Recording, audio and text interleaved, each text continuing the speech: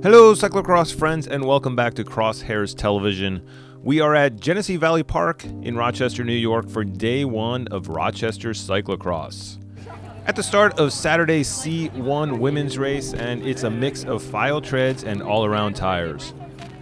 Go Cross winners Caroline Mani and Crystal Anthony are joined by favorites Magli Rochette, Ellen Noble, and Katie Keogh.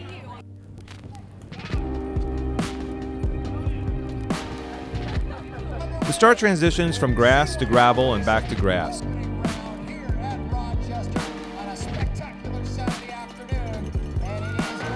Noble takes the hole shot with Ruby West, Katie Keogh, Arlie Kemmerer, Mani, and Rochette. Around the first bend, and Keogh has slotted into second with West and Kemmerer and the rest of the field behind. At the first choke point, which you can see on the Crosshairs Television preview video, Noble is first and gains a few bike lengths as the chaos ensues behind. The field completes the wooded section, which we will visit in a bit, and a selection has formed.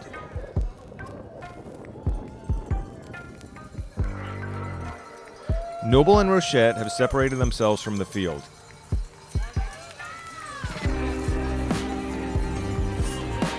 Keogh, West, Anthony, and Mani chase with Kemmerer and Nauman and Farringer right behind.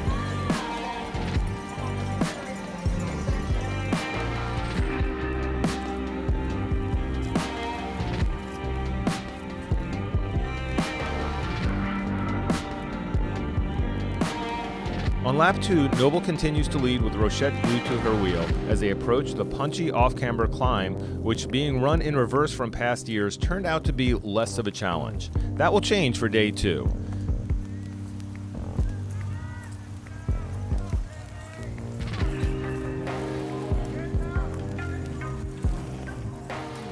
Keogh, West, Anthony, Mani, and Nauman continue to chase.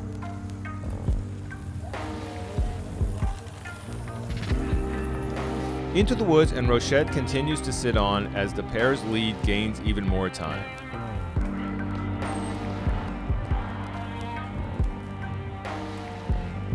At the end of the wooded section is a steep, short run-up, status quo for the leading pair.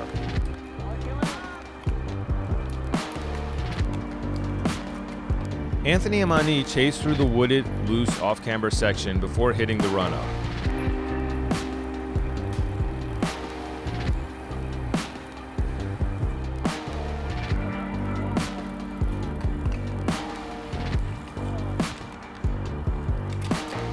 Keogh, West, and Nauman follow.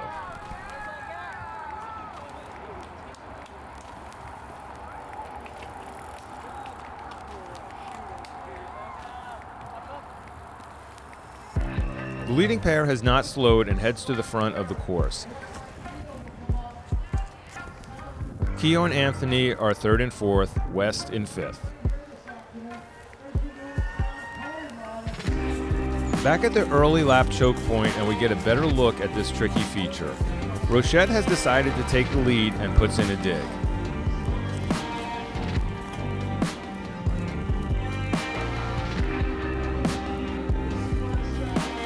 Anthony and Mani continue to chase with a larger group behind.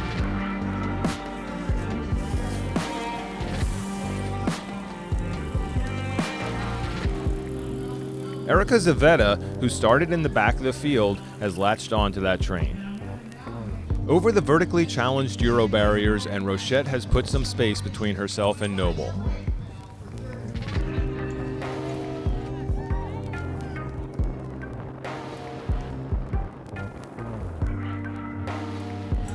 On the berm before the finish, Rochette rails it and continues to grow her lead.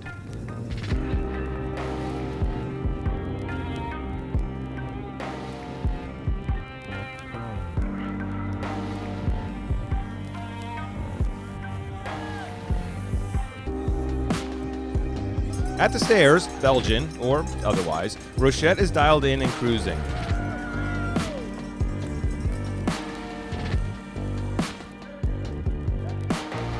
Starting to pick up lapped riders as she goes.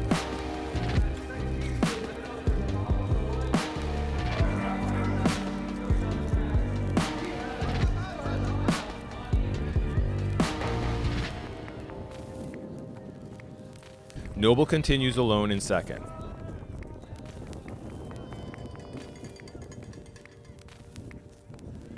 Mani and Anthony are in a battle for third, with Anthony tucked in and waiting.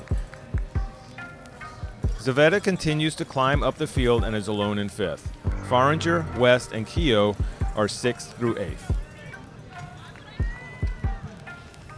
Final time over the planks for Rochette, and she's half a lap from victory.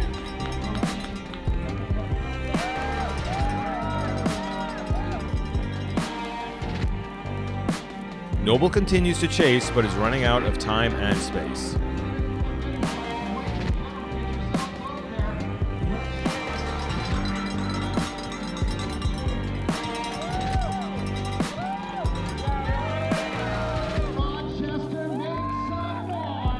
Around the final bend, and Magli Rochette gets the win that has eluded her for years, taking day one at Rochester Cyclocross. And she's got tons left in the tank. Ellen Noble will come through in second. What an amazing ride. Noble takes second, and Anthony completes the podium in third.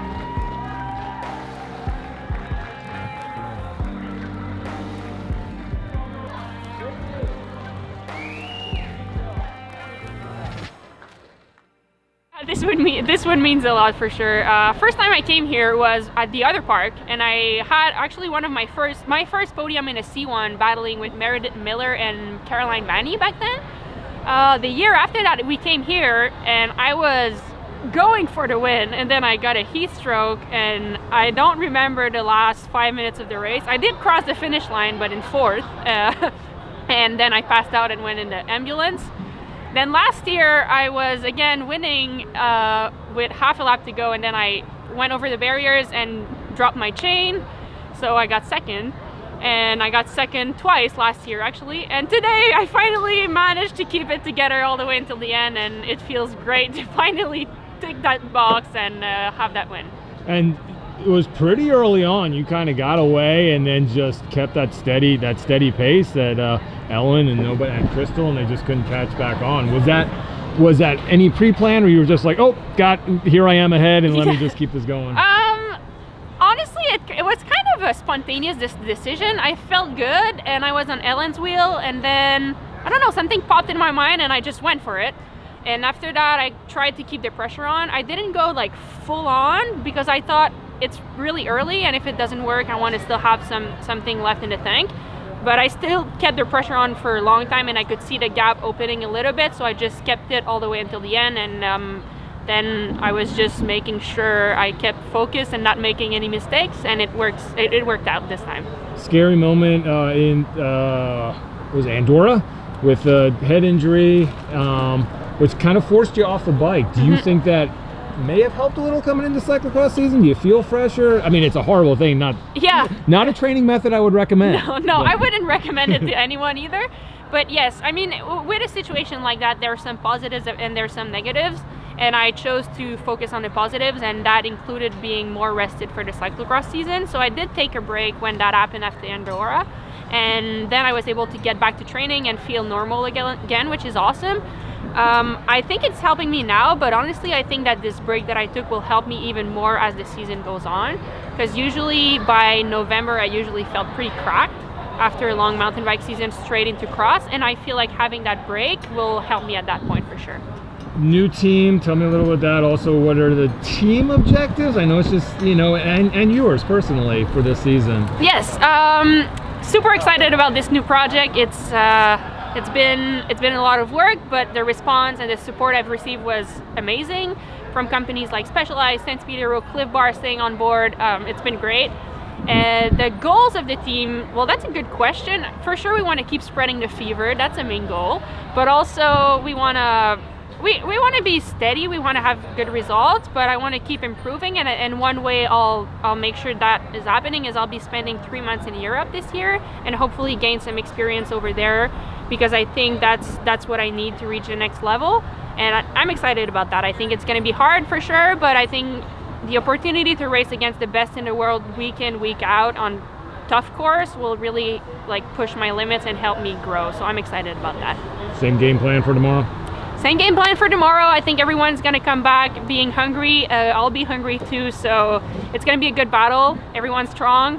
Who knows what's gonna happen, but I'll bring my best game and we'll see.